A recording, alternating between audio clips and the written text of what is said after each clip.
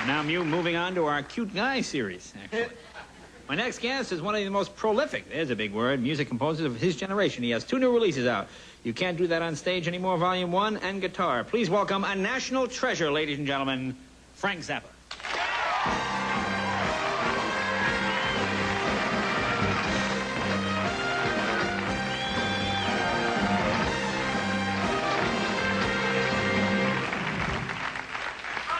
So we meet again. Yes, yes. I guess your whole family's here tonight to see and view the national treasure, as you can call them. Yeah, it's another one of those peekaboo situations. My wife got here late.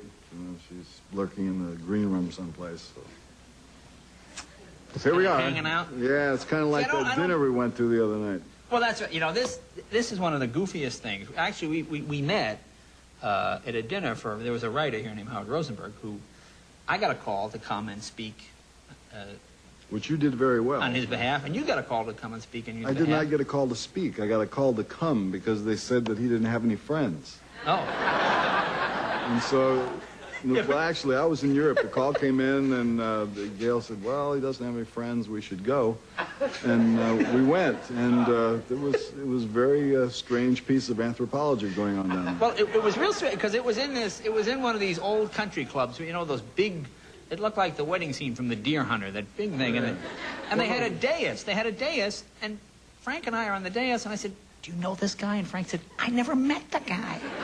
Well, I did meet him once. We were on a panel show about censorship one time, but it was like, hi, how are you? And I really don't know him. And he's a Pulitzer Prize winner. Right, right.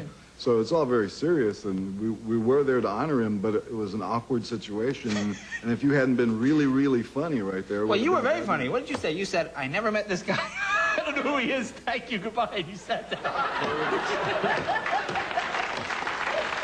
Well, it was actually a little shorter than that. Yeah, yeah.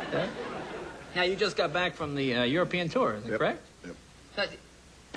Spit it out, boy. Well, I read this somewhere. I want to get these facts straight. You were asked to perform in the Soviet Union, is this correct? Yeah, now how about this for absurdity?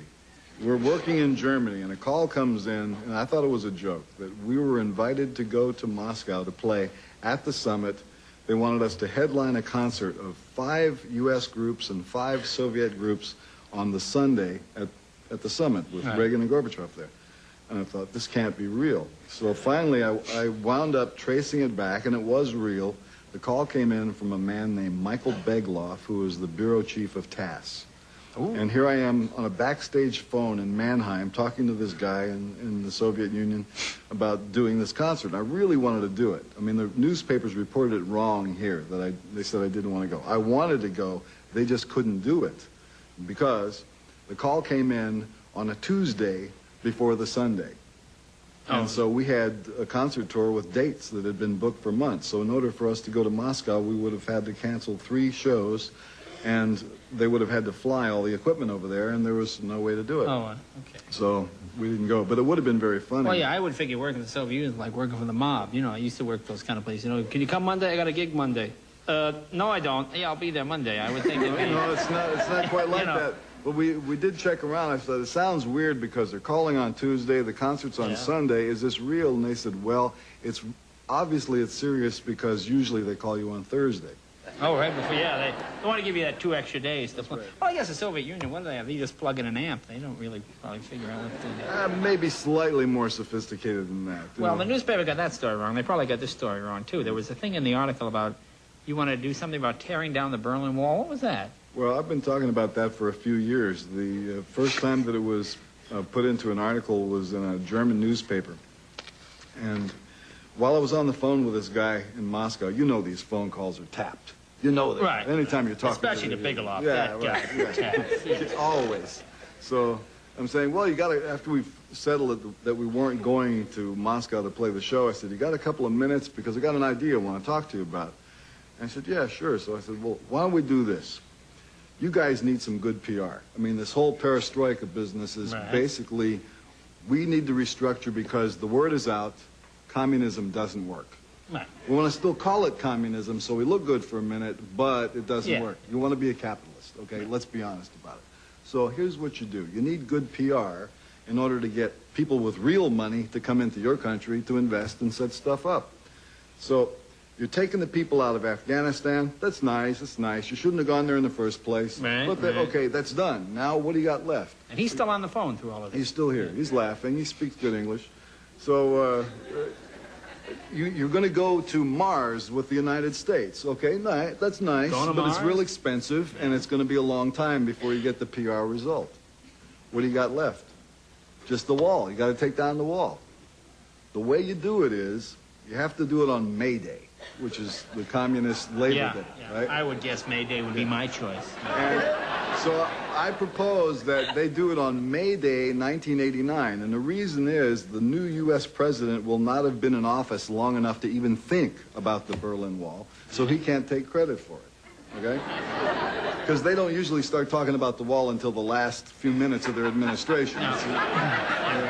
Now, are you paying for this call, or is he? I'm curious. paying. Oh, you're paying for the call. But, you know, this is my contribution to world So the peace. wall, you tear it down. Yeah. Wait. But I got to tell you the details because it's really sick. So you have to do it exactly on a May Day, and the way you do it is you invite the strongest men of labor from around the world, committees. They all go to Berlin.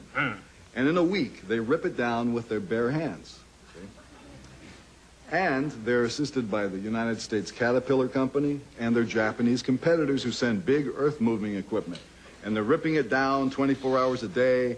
Every kind of music is going on. There's concerts. It's a festival. The wall's coming down. They don't need the wall anymore. You already know where the dividing line is. The people on the eastern side are not coming into West Berlin. There's unemployment there. Right. So they're staying home. And then after you take the big chunks, you give those to sculptors from around the world. They make a nice piece of sculpture. You bring it back to Berlin, and you make a peace pyramid, and you leave it there as a tourist attraction.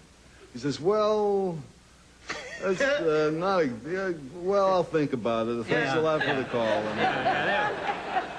They were probably thinking in terms of, like, letting one of the gunners have the afternoon off. We're going to be right back after this message.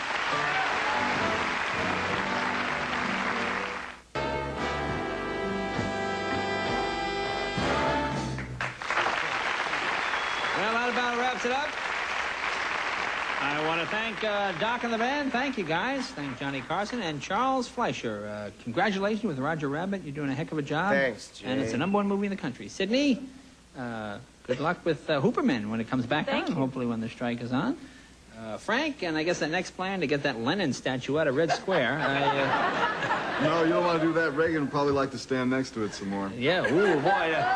Boy, when the new left becomes the new right. Okay, ladies and gentlemen. Tomorrow night, my guest will be Sammy Davis Jr., Connie Chung. Connie Chung, that's right. Ooh, we have a Chungette sitting up there. And Kevin Pollak. So please, join us tomorrow night. It'll be unbelievable.